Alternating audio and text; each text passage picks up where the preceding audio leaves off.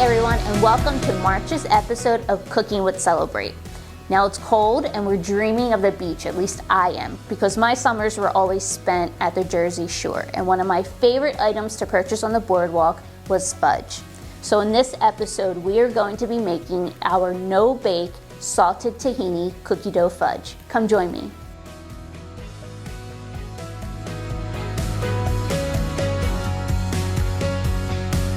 So first we're going to add all of our wet ingredients and our salt into a bowl. Very easy and simple recipe. This comes together super quick, and it's one of those recipes where it's like hurry up and wait. So after we add all of our wet ingredients, we add our chocolate chips and we'll just mix this together.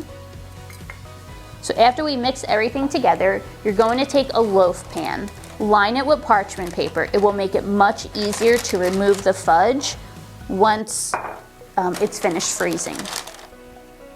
We're going to pour our mixture right into the pan on top of the parchment paper.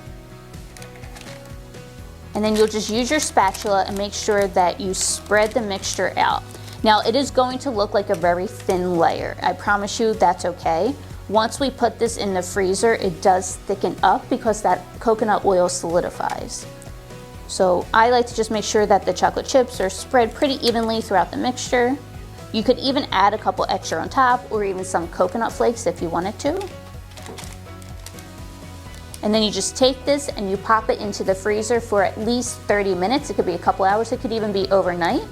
It'll harden, and then we'll take it out and cut it into pieces. So we'll take our fudge out of the parchment paper, out of the pan after it's frozen, and we can cut it into strips.